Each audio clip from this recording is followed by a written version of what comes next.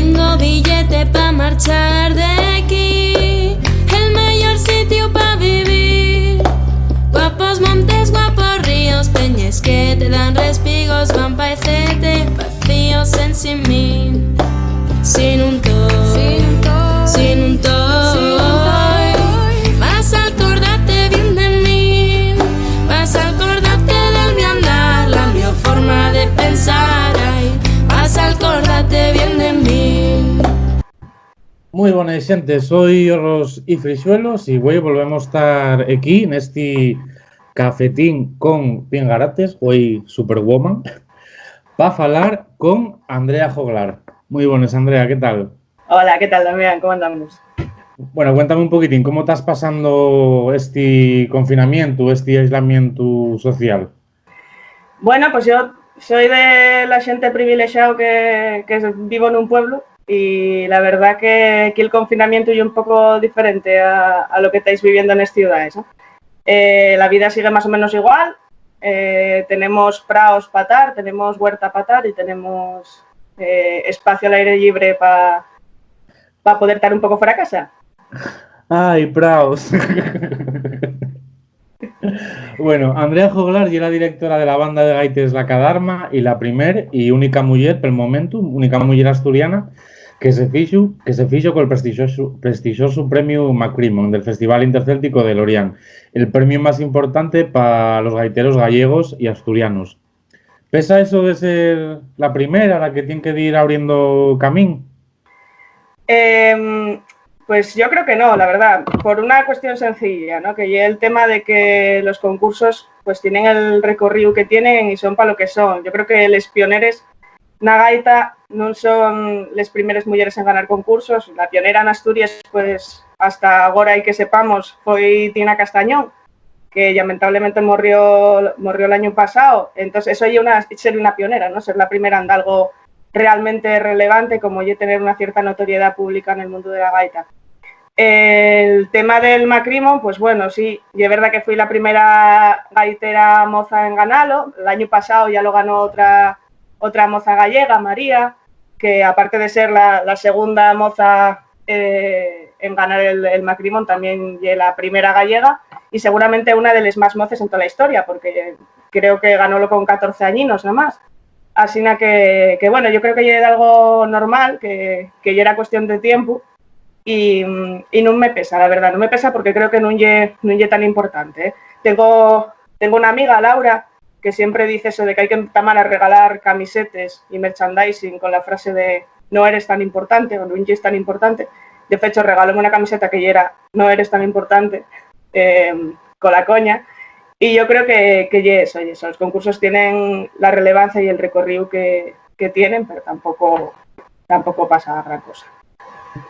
Bueno, pero llega algo curioso, ¿no? Porque ves les bandes de gaites y sí que hay muchas mujeres, pero después lo que falamos de este concurso, nada más una mujer asturiana y una mujer gallega a lo largo de tantos años.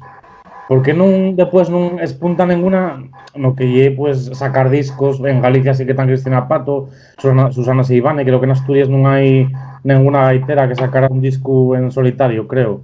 ¿Por qué pasa esto? Yo creo que también por la propia, quiero decir, al ser también un fenómeno relativamente reciente, toda esta incorporación de les moces a la primera línea de la gaita, pues yo creo que también depende un poco de lo que consideremos espuntar, ¿no? Y es verdad que igual a nivel solista no está viendo grandes cosas, pero piensa también lo que está pasando en el plano solista en cuanto a gaiteros, ¿no? Si fuera por un criterio numérico, hay mogollón de gaiteros paisanos que toquen anguaño de la gaita y cuántos de ellos o cuántos de los que están participando en concursos o cuántos de los que tienen, digamos, una vida competitiva activa están haciendo discos en solitario. Pues claro, lo de despuntar, pues bueno, pasó, yo creo que generalmente hay una cosa que pasó mucho en los 90, la figura esa de los grupos con el gaitero frontman, ¿no? De crooner, el gaitero crooner, pues bueno, sí, tuvo Evia, tuvieron los hermanos Tejedor y tuvieron los gaiteros que tocaron en grupos de folk así potentes, ¿no? Pero yo creo que lleva algo que tiene que ver también con la crisis cultural que estamos teniendo a nivel de producción discográfica y de discos, ¿no? Pues eso, recientemente el año pasado o estos últimos años pues están facendo propuestas José Manuel Tejedor, que digamos que ya ten todo ese bagaxe de ser un gaitero ya con una trayectoria de los 90, o el disco solista que sacó también Rubén Alba, pero que son muy pocos casos que para todo el total de homes gaiteros también que hay, ¿no? Entonces, yo creo que es más bien una cuestión de la propia crisis, entre comines, la propia crisis de la gaita como producto cultural. Y bueno, está claro que el machismo todavía está presente en la sociedad en general y en el mundo de la gaita no sé si sigue estando muy presente. Yo creo que la entruga esta de si el machismo está en el mundo de la gaita y demás, pues ya simplemente, pues si quitamos en el mundo de la gaita y que dejámoslo en si existe el machismo, pues ya está, ¿no? Siendo el machismo un fenómeno que está instaurado y está ahí cristalizado en la sociedad según la entendemos, pues la gaita lleva una realidad más dentro de esta sociedad machista. Entonces, ¿ya machista el mundo de la gaita? Pues bueno, como el resto de estalles de la vida, ¿no?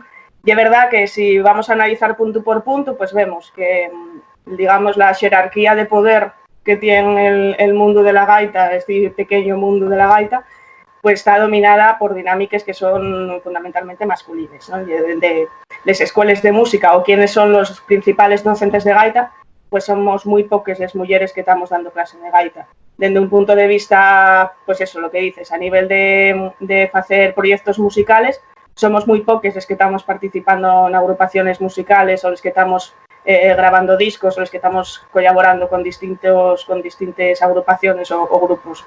Entonces, claro, si toda la dinámica jerárquica de este colectivo, que es el colectivo gaitero, tiene esos estamentos de poder, tienen dinámicas masculinas, pues lo normal es que las mujeres quedemos arrequexadas nesi mare magnum de la base, ¿no? Que lo que comentes, que haya muchas moces gaiteres en bandes de gaites o muchas moces gaiteres en agrupaciones colectivas, pero yo cuando tienen que dar el paso más para acceder a determinados puntos de poder, pues cuesta. Y cuesta también, no solo por ser mujeres, sino también porque hay una cuestión generacional, ¿eh? Los grandes maestros gaiteros de los 80, 90, pues siguen viéndonos a las generaciones que vinimos después, que tenemos también formación musical o formación académica, seguramente en muchos casos mayor que la que tuvieron los nuestros predecesores, que tenemos igual el mismo currículum a nivel de lo que se puede considerar dispositivos de reconocimiento en este caso, como pueden ser concursos o como pueden ser grabaciones o como pueden ser conciertos, pues seguimos teniendo, en de ellos casos, no siempre, pero en de ellos casos seguimos teniendo como dificultades de comunicación intergeneracional, a pesar de que ya estamos en un estatus de igualdad, ¿no? Hay una generación millennial gaitera, ¿no? Digamos. Claro, los millennials estamos aquí en el mundo de las redes sociales, pero no terminamos de conectar. Y yo creo que ya estoy una crítica a todos los ámbitos, ¿eh? Tanto autocrítica hacia los millennials como podría ser también una crítica constructiva hacia las generaciones precedentes, ¿eh? Porque faltanos un poquitín de diálogo y un poquitín de ser conscientes de que ya estamos en un punto en el que podemos ser interlocutores válidos también para los nuestros maestros y que los nuestros maestros también pueden depender de la gente moza que viene, igual que los millennials podemos depender ahora de la generación XW o la que sea que venga ahora, que no tengo muy claro. Bueno, falabes agora de temas como la docencia, dirigir una banda o un grupo. Agora que estamos na situación de aislamiento social, de confinamiento, que estamos todos en casina, los que tenéis praos un pouco menos, pero bueno. Cumplimos. Cuéntame un poquitín cómo está afectando al mundo gaiteril esta situación. Pues lo mismo que te comentaba antes, en relación con lo del machismo y la gaita, pues la situación de confinamiento para la gaita lleva la misma que podemos ver también para otros espectros culturales o musicales o artísticos, ¿no? Digamos que desde un punto de vista docente, pues claro, la gente que estamos dando clases o en escuelas de música o a nivel particular, pues claro, nos cambia un poco también la perspectiva, ¿no? De esa clase presencial que ya era la habitual que teníamos hasta ahora, pues ahora tenemos que reinventarnos y normalizar un poco más el tema de las clases online, de estas conexiones por webcam desde las nuestras casas. Y, por ejemplo, en el caso de la Escuela de Música de Noreña, que es el caso que me toca, vamos a ver ya si para la semana que viene entamamos a funcionar con una plataforma virtual, a modo de campus virtual, como pueden tener universidades y demás, y vamos a entamar a derivar todo lo que es el aspecto docente a esa plataforma, ¿no?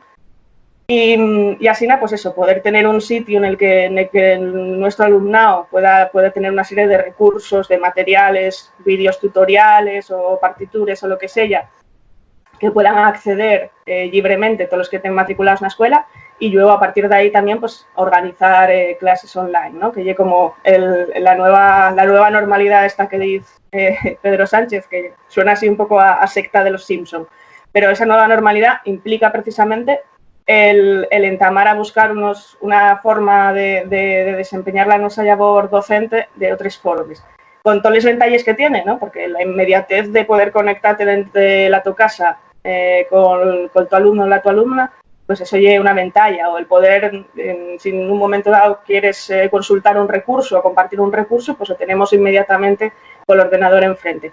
Eso desde el punto de vista docente. Y yo desde el punto de vista pues musical, digamos, más interpretativo, con los grupos o con todos estos temas en los que estamos trabajando, gente que estamos en agrupaciones musicales, pues eso, también reinventarse. Sabes que este año casi no vamos a tener conciertos con casi toda seguridad, o por lo menos este verano seguramente lo tengamos perdido.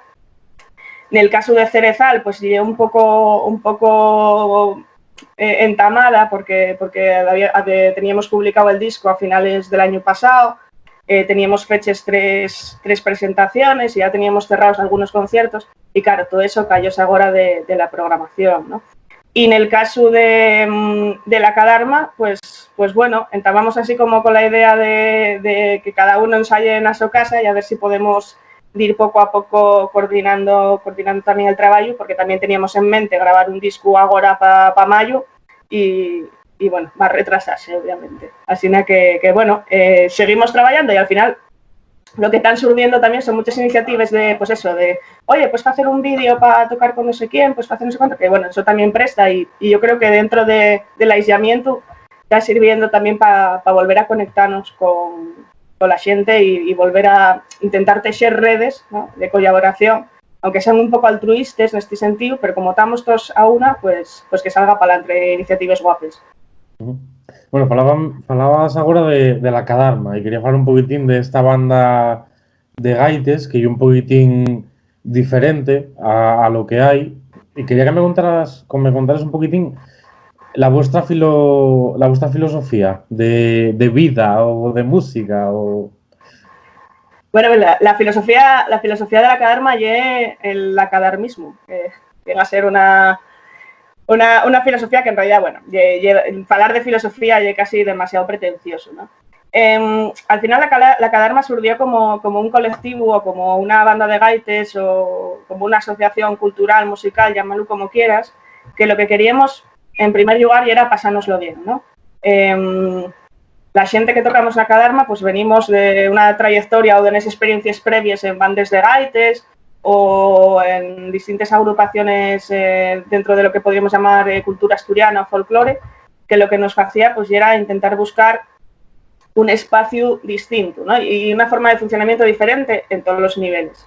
En primer lugar, desde un punto de vista interno, pues la Cadarma funciona un poco de manera asamblearia, ¿no? No es la típica estructura de una asociación, ya que hay una xunta directiva que es la que manda, la que ordena, la que busca las actuaciones, la que dice sí o no, la que impone un criterio, ¿no? Sino simplemente, pues bueno, hay una xunta directiva porque tiene que haberlo, pero generalmente todos los temas que se planteen, pues tenemos los debatimos entre todos, todo el mundo da su opinión y tenemos ese funcionamiento un poco heredado de, no sé si decirte, de esa forma de pensamiento del 15M o de que muchos de nosotros estábamos en la universidad en esos momentos de despoxigue de las asambleas universitarias y demás.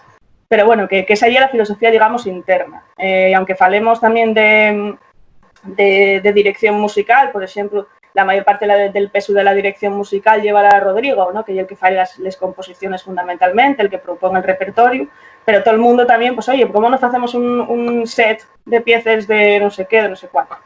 Pues todo el mundo ya participativo y además préstanos casi una sella porque cuantas más voces haya, pues más fácil ya llegar a consensos y ver los errores o las dificultades que podemos tener o que se pueden plantear cuando tengamos que hacer distintas cosas. Y yo, de cara de puertas para afuera, digamos, el funcionamiento interno y ese, que sea un colectivo en el que todo el mundo pueda sentirse partícipe, y de cara para afuera, pues no sé tampoco si es revolucionario o innovador, simplemente hacemos cosas que nos presten y que nos divierten. Y es verdad que digamos que en las bandas de gaites generalmente impúsose un criterio estético y musical muy concreto, que es ese estilo, digamos, un poco más marcial, un poco más serio, un poco más destinado a las bandas de gaites para los desfiles o para esa disciplina quizás que parecen de fuera un poco castrense, que se impuso sobre todo en los años 90, pero nosotros proponemos otra cosa que tampoco no es necesariamente opuesta, ¿no? Simplemente es otra forma de ver este tipo de agrupaciones, tanto en el plano musical como en el plano estético, y que bueno, que todas las opciones son válidas, ¿no? Al final, cada cual yo creo que tiene que hacer lo que se sienta cómodo, lo que realmente y preste. Y cuantos más colectivos de bandas de gaites con propuestas diversas y distintas, nosotros no pretendemos generar ningún tipo de tendencia ni nada, somos así porque cuadro que los que estamos aquí estamos como cepos y todo nos vale. Pero yo creo que lo guapo es eso, que haya diversidad entre las bandas de gaites y que cada cual haga esas propuestas y que dentro de esas propuestas aprendamos todos y veamos distintas formas de funcionar. Bueno, eso está claro, pero bueno, fales de eso, de bandas de gaites casi estética militar, de desfile, y de alguna manera sí que están surgiendo propuestas nuevas, no sé, pienso en Yariegu, no sé. De alguna manera estaba folclorizándose en el sentido más despectivo del término, que puxa el folclore y lo folky, pero había una folclorización de les bandes de gaites. ¿Cómo ves eso? El mundo de la gaita, ese proceso que lleva o que llevaba. No sé si llamarlo tampoco folclorización, no te sé decir. Yo creo que simplemente cuando entamaron las bandas de gaites allá podemos pensar cuando lleguen colectivos culturales en los años 70, yo derivaron de bandas de gaites en los 80, 90, cuando entamaron las bandas de gaites, pues hubo distintas propuestas, ¿no? En un entamo, pues como siempre, pues lleve una persona que ponga clase y que ponga a los alumnos de gaita o de percusión a tocar juntos. Y luego pues llega el fenómeno este de la entrada de Asturias en el Festival Intercéltico de Lorient y en festivales que podemos llamar intercélticos. Cuando la gente que participa en esos colectivos pues ve las propuestas que vienen de otros países o de otros territorios, ¿no? Ve las bandas de Escocia, las bandas de Irlanda, los bagaz de Bretaña. Y todo eso lo que fa y es decir, coño, vamos a intentar hacer un colectivo que dé esa sensación de seriedad. Entonces hubo distintas tendencias, ¿no? Desde esa estética que decimos marcial o paramilitar de las bandas de gaites que pudo iniciar, por ejemplo, José Ángel Evia, a propuestas más cercanas a tratar de dar una visión más deudora con la tradición, tanto a nivel estético como instrumental, como puede ser el caso de Fontefoca, ahora Ponte. Y luego más adelante, los 90, a finales de los 90 o los 2000, pues también van a aparecer otras propuestas un poco más desenfadadas o un poco más innovadores o que apuesten por buscar nuevos repertorios aplicados al mundo de la gaita, ¿no?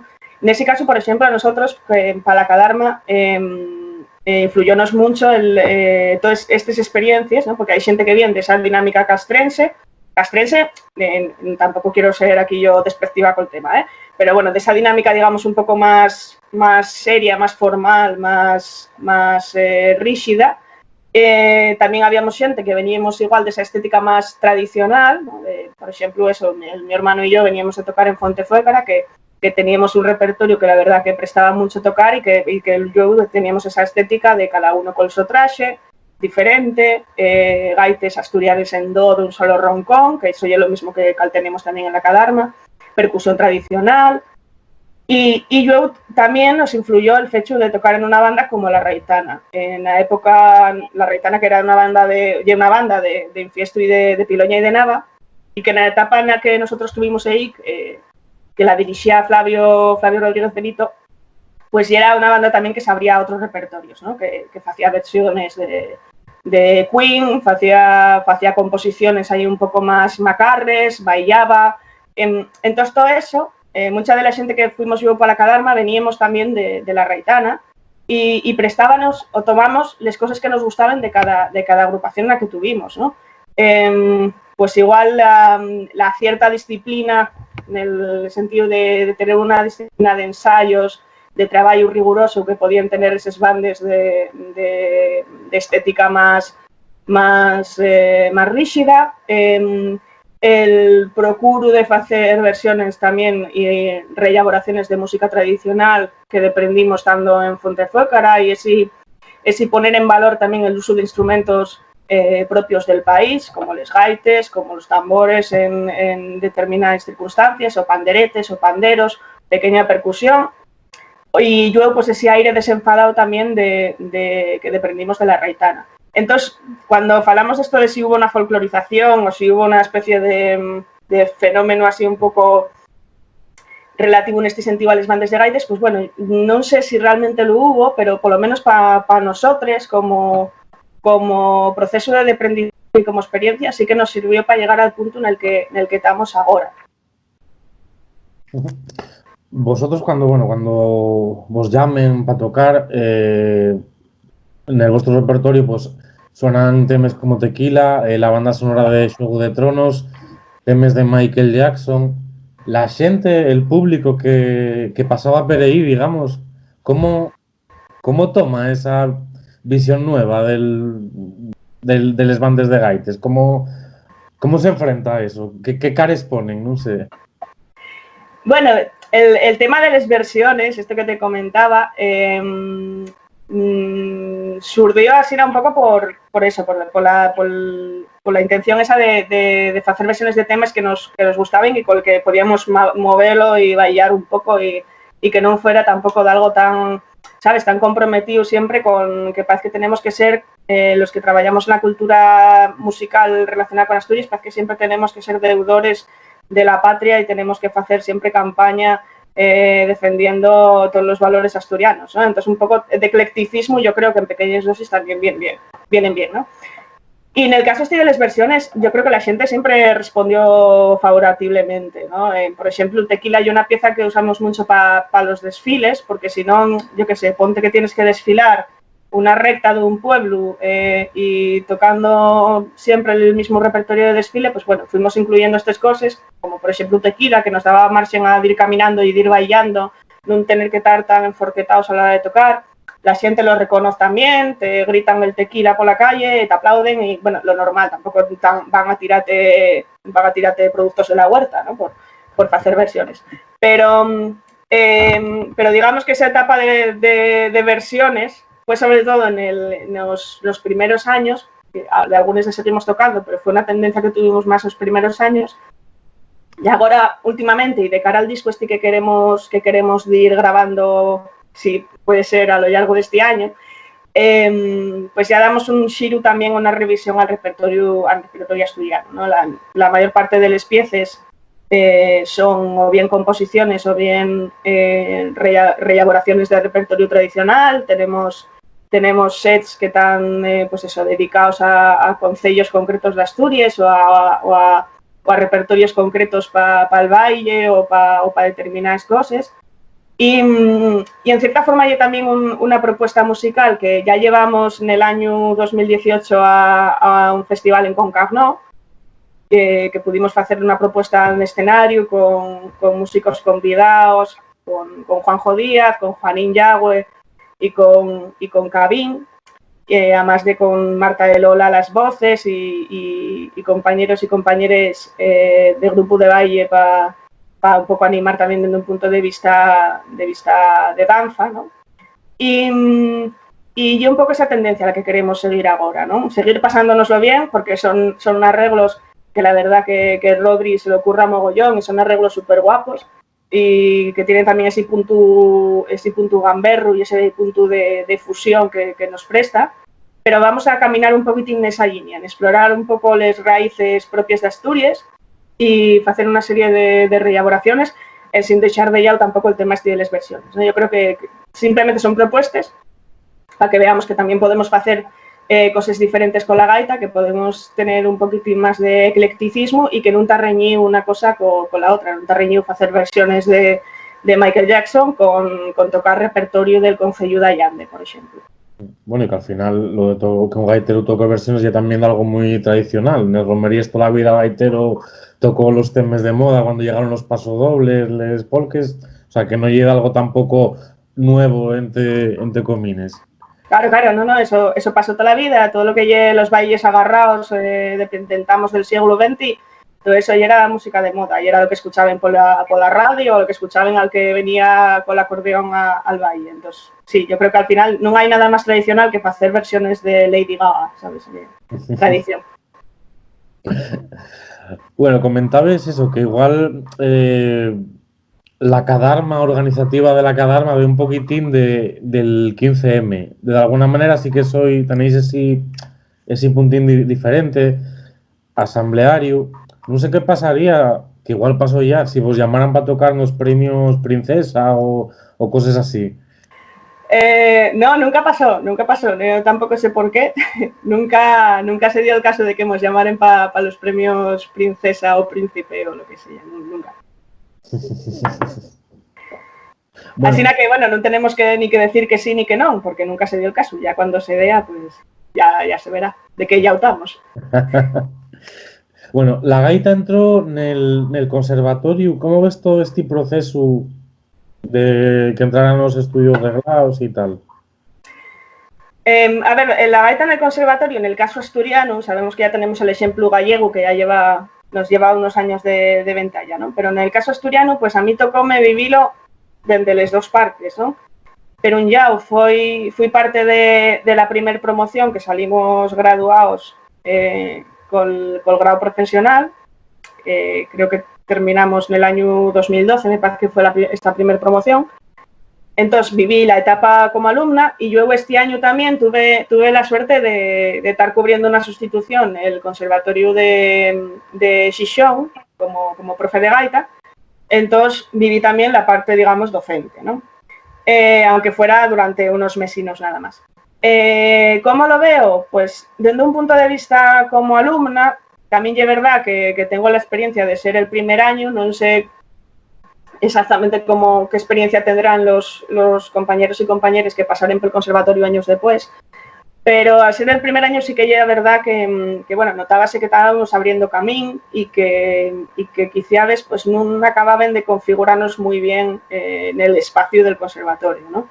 A nivel de clases individuales, pues desde un punto de vista personal sirvióme también para conocer otra forma de dar clase de gente que igual nunca podría haber ido a clase con ellos, ¿no? Y yo también pues tuve esas cosas así como un poco peculiares, ¿no? Como ya éramos la gaita y se supone que somos un instrumento que molesta, estábamos en el subsótano del conservatorio dándoles clases, que eso creo que en Ubieu sigue siendo asina. Yo las clases colectivas, a diferencia de otros instrumentos que tenían clases colectivas que se llaman de algo así como cámara, y es que puedes tocar con otros instrumentos, pues en el caso de los alumnos y alumnas de gaita teníamos conxunto, que ya era nada más conxunto de gaites, es decir, no teníamos la posibilidad como otros instrumentos de tocar con saxofón, o tocar con cello, o tocar con percusión. Nosotros en lugar de cámara teníamos ese conxunto instrumental, y ese conxunto instrumental, los años que yo tuve en Ubieu, si estábamos en el conservatorio, pues ese conxunto dábamoslo en las escuelas blancas del Campillín. O sea, teníamos que ir desde el conservatorio hasta el Campillín, hasta las escuelas, para dar ahí el conxunto, porque ahí era el sitio ya donde no molestaba demasiado, ¿no? Y yo este año como profesora, también es verdad que como al ser una sustitución tampoco tienes mucho margen para hacer un poco lo que te gustaría, ¿no? Pero sí que pude ver que la dinámica generalmente y es seguir una programación que es bastante bastante rígida tamén, non? Xenérase como un canon de piezas que son adecuadas para cada curso e que tiene mucho que ver col labor, grandísimo labor e hiperbón labor que fizo en el so día Flavio con la publicación de los libros de Alborada 1 y Alborada 2, ¿no?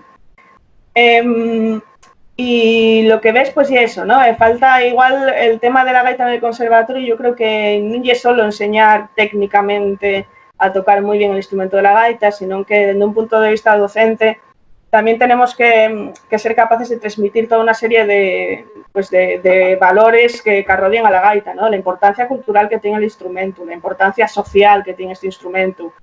Incluso si me apures, pues desde un punto de vista lingüístico también se están perdiendo las formas de referirnos a las problemáticas de la gaita, que tienen una cantidad de metáforas que son maravillosas, ¿no? Y yo creo que todo eso pues está haciéndose un poco una enseñanza un poco fría, diría, de la gaita dentro del ámbito académico del conservatorio, porque está perdiéndose ese apego a la importancia social y cultural que tiene el instrumento para Asturias, ¿no? Que no es lo mismo un piano como instrumento globalizado que una gaita, que es un instrumento local, que es un instrumento popular y que no es más o menos digno porque tiene un conservatorio o porque tiene una romería, ¿no? La dignidad no va con eso, la dignidad son otras cosas para con la gaita. Y yo creo que precisamente uno de los problemas que tuvo la introducción de la gaita en el conservatorio es esa, ¿no? Que partía de una especie de complejo de inferioridad que teníamos la gente que tocamos la gaita, los gaiteros y gaiteres, que siempre pensábamos que hasta que no nos den la aprobado general de la aprobación gente de la esfera académica, pues no seríamos un instrumento digno, y al final lo que estamos haciendo con esta falacia de la dignidad, pues ya perder un poco la esencia y el entusiasmo que teníamos inicialmente cuando estábamos a tocar la gaita, porque realmente queríamos hacer algo por la cultura de Asturias. Bueno, ahora entiendo un poquitín mejor lo de la semilla de los gaiteros con Abascal, los premios. Bueno, de todo tiene que haber, hombre. Eso ya es la globalización de la gaita, también Yasina, tiene que haber ahora de todo. Bueno, de todo. Vamos a cambiar de tema. También toques en el grupo Last Day of Eden. ¿Cómo se integra una gaitera en un grupo heavy? Cuéntame un poquitín la tu experiencia. Bueno, sí, lo de Last Days pues fue una cosa que surgió va 2 o 3 años, porque el batería, Leo, conozco desde va mogollón, porque yo fui alumna de la Escuela de Música de Llanera y él es profe de percusión en esa escuela, ¿no? Y entonces llamó un día que estaban mirando gaiteros que tenían una gira ahí entre medias y que si podría ir con ellos sobre todo, pues bueno, para sacarlos del apuro, ¿no? Y si de algo aprendí yo, que soy completa ignorante del mundo del metal, o que por lo menos ya era bastante ignorante o conocía cosas, pero yo me di cuenta de que hay que ser bastante especialista para saberlo, ya que no hacemos heavy, hacemos como una especie de metal sinfónico, ¿no? Con una estética así de la que la etiqueta clásica de Celtic Music pues le diría bastante bien, ¿no? Y ¿cómo encaja? Pues yo creo que bastante bien. Existen, pues eso, grupos como en esta misma cuerda, tipo Nightwish, que también emplean gaites, en este caso gaita irlandesa, y Last Days, de hecho, en estos años, pues la estética que seguía cuando metía partes de gaita y partes de flauta, que yo lo que hago, toco gaita y flauta travesera ahí, pues ya era seguir un poco esa tendencia de los grupos nórdicos o de los grupos europeos que beben más de incluir ese celtismo, digamos, de aires irlandeses o aires así un poquitín más relacionados con el imaginario medieval y todo este tema, ¿no?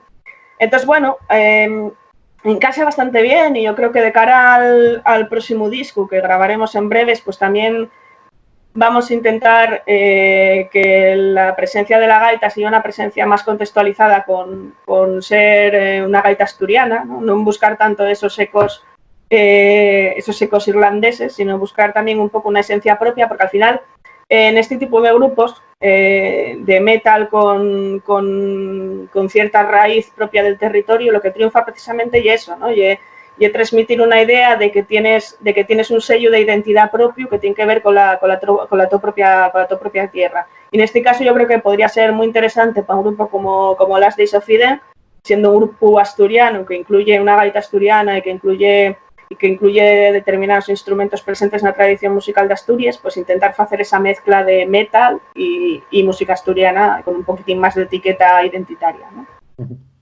Bueno, tenemos que ir ya acabando. No sé si quieres hacer una reflexión final sobre el mundo de la gaita en Asturias, el camino que tendría que tomar, sobre la situación por la que pasamos, y quieres añadir de algo.